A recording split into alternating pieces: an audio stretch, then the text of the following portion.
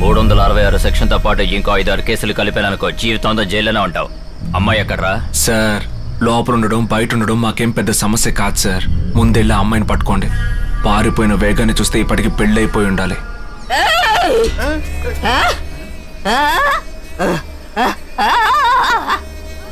బామ్మ వాళ్ళకి మాకు ఎలాంటి సంబంధం లేదు. సార్ ఏంటి సార్ ఇది మాట్లాడుతుంటే ఎగిరి తంతున్నారు?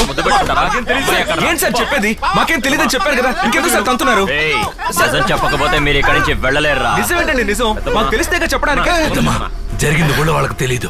నువ్వు గొడవ చేస్తే అందరికీ తెలుస్తుంది. ఇంటికి బంధువులంతా వస్తున్నారు, ఎవరికి తెలియకూడదు, జాగ్రత్త. తీసుకెళ్ళరా. పెద్దమ్మా రా, అక్కడ కూర్చుందిరా. అన్నా చెప్పేది వినండి అన్నా.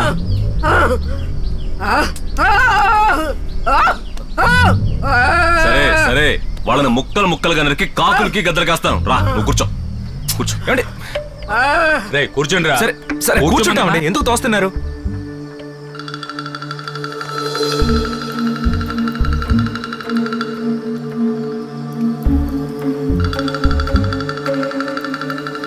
ఏంటోదినా బాగా మెక్కొచ్చి కునికేస్తున్నావా? పెళ్లి పెట్టుకుని ఇలా మూల కూర్చుంటే ఎలా? లేపేనా? ఈ ఇంట్లో ఎవ్వరికీ బాధ్యతలు లేవు. పెళ్లి ఎలా జరుపుతానో ఏంటో. యారా గుంపుగా చేరి కాలక్షేపం చేస్తున్నారా? మన జమీందారీ ఇంట్లో పెళ్లిని మీరు తేలిగ్గా తీసుకోవచ్చు, కానీ ఈ చిన్న జమీందారు అలా తీసుకోలేడు. ఈ శుభలేఖ వల్ల ఎన్ని సమస్యలు వచ్చాయో తెలుసా? మీరేమో పట్టించుకోరా. దుబాయ్ లో ఉన్న జాన్సన్ పేరేశారు, కువైట్ లో ఉన్న రసూల్ పేరు వేశారు, కానీ మన పక్క ఊళ్ళో ఉన్న 40-50 మంది బంధువుల పేర్లు వేయలేదు. వాళ్ళు అడిగారు. ఇప్పుడు వాళ్ళంతా ఏకమయ్యి శుభలేఖలు మాకొద్దని తిప్పి పంపించేశారు. ఇప్పుడు ఏం చేయాలి? ఏదో ఒకటి చేయండి చిన్నానా, అది మీరే చూసుకోదురా. మళ్ళీ శుభలేఖలు వేయించడానికి టైం లేదు. అందుచేత కింద ఖాళీగా ఉన్న చోట్లో మన బంధువుల పేర్లన్నీ రాసేసి నేనే ఇచ్చేనా? అన్ని మీరే చూసుకోండి. యారా ప్రతిదానికి విసుక్కుంటున్నారే. రేపు పెళ్లి పందిట్లో ఏదైనా సమస్య వచ్చి దానివల్ల నా మనవరాలు మనస్సు నొచ్చుకోకూడదనే ఇలా చెబుతున్నాను, అర్థమైందా? ఆవేశం తగ్గించి ఆలోచించుకోండిరా. ఒరే మనీ, లైట్లు వేయకుండా వాళ్ళు అలా కూర్చున్నారు, నువ్వు ఇక్కడ గుంజలా నుంచున్నావు. వెళ్ళి ఆ లైట్లు దండలు ఏర్పాటు చేయరా.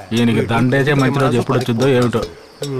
ఇక మీరు వెళ్ళండి. నేను వెళ్తాను గాని నా మనవరాలు పెళ్లి ఘనంగా జరగాలి. ఈ పెళ్లి గురించి తరతరాలు గొప్పగా చెప్పుకోవాలి. ఇంత వయసు వచ్చిన చిన్నపిల్లలే, అన్నీ నేనే చెప్పాలి. వదినా, ఈ పెళ్లి పనుల్లో నీకు భాగం ఉంది. ఎంతసేపు అలా కూర్చుంటావు? ఏదో ఒక పని చూడు. ఈవిడెప్పుడు ఇంతే, చిన్నప్పటి నుంచి నన్ను ఆట పట్టిస్తూనే ఉంటది. జాదస్తం బాగా పెరిగిపోయింది. మీరేం దిగులు పడకండి, అమ్మాయి ఖచ్చితంగా దొరుకుతుంది. ఏంటి మన జీవితం ఇలా సడన్ గా మలుపు తిరిగింది?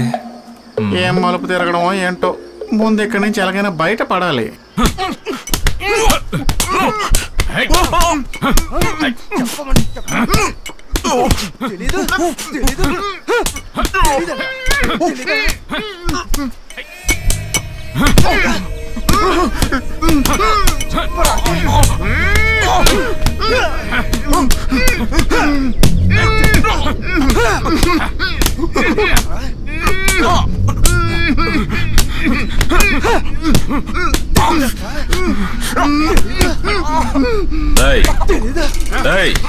ఆపండ్రా, కట్లిప్పండి.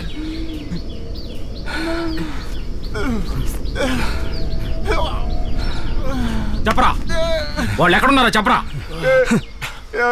ఇన్ని దెబ్బలు కొట్టిన తర్వాత నిజం తెలిస్తే ఎవడైనా చెప్తాడు కదయ్యా. అంతేగాని నువ్వు చెప్పనంటావు. చెప్పరా చెప్పరా. చెరుపుంచి వెళ్ళిపోయారు. ఇక్కడి నుంచి ఎవరు ఎంత దూరం? నకరాలు చేస్తున్నారు మడి. నకరాలు చేస్తారా? కోపం వస్తుంది కదా, మండుతోంది కదా. ఇంకొక దెబ్బ కొట్టండి, ఏదో ఒక ఊరు పేరు చెప్తాను, అక్కడికి వెళ్తే ఎవరు ఉండరు, తర్వాత మీ ఇష్టం. చెప్పరా.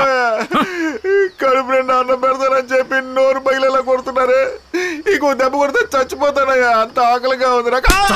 కొట్టకో వాడిని, కొట్టకో. చెప్తాను, అన్నం పెట్టండి చెప్తాను. వాళ్ళకి భోజనం పెట్టండి రా. ధనరాజ్ వెళ్ళి భోజనం తీసురా. ఎంతమంది వచ్చారు?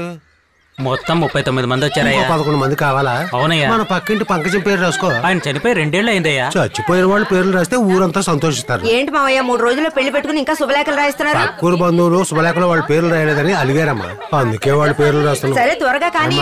అందరికి బట్టలు తీశారు కదా? తీసుకున్నాం మావయ్య. నాకు జమీందార్ టోపీ కొన్నారు కదమ్మా? పసుపచ్చ టోపీ కొన్నాం మావయ్య. సంతోషం.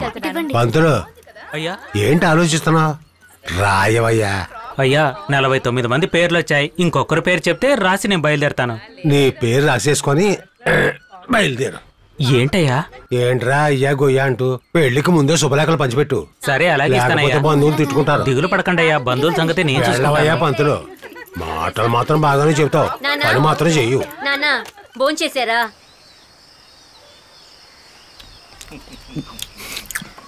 తెలుసని చెప్పావేంటి? తెలియదని చెప్పి తన్నులు తినడం కంటే తెలుసని చెప్పి బాగా తినేద్దాం. తిని మళ్ళీ తన్నులు తిందాం.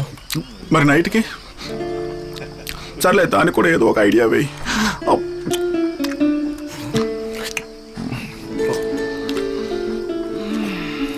ఏమండి, రిషిత ఎక్కడండి? ఇల్లంతా వెతికినా కనపడలేదు. అది వాళ్ళ ఫ్రెండ్ చూడడానికి పక్కూరు వెళ్ళింది. ఫ్రెండ్ చూడడానికా? ఎందుకు? శుభలేఖలు ఇవ్వాలి కదా. ఏమండి, 3 రోజుల్లో పెళ్లి పెట్టుకుని ఊరెందుకు పంపించారండి? చూడు, అది పెళ్లి అయ్యాక అల్లుడితో ఫ్రాన్స్ వెళ్ళిపోతే ఇక ఫ్రెండ్స్ ఎలా కలుస్తుంది? భోజనం టైంకి వచ్చేస్తుందిలే. బట్టలు అవి కొనేసారా? కొనేసామండి. అలాగా, సరే నువ్వు వెళ్ళు, నేను వస్తాను. అల్లుడు గారి డ్రెస్ బాగా కుదిరిందండి. సరేలే వెళ్ళు, నేను వచ్చి చూస్తాను. అలాగే. ఏమండి, ఏంటి ఏంటి ఇక్కడ నుంచి మాట్లాడుకుంటున్నారు? పెళ్లికి పిల్లలందరూ వచ్చి అక్కడ ఇక్కడ ఆడుకుంటూ ఉంటారు కదా, అందుకే ఇక్కడ బల్ల వేద్దామని ఆలోచిస్తున్నాం. నువ్వు వెళ్ళి పనులు చూడు. 6కి 2 అడుగుల వెడల్పుతో చెక్క, ఆ తర్వాత ఏమో ఈ పక్కనే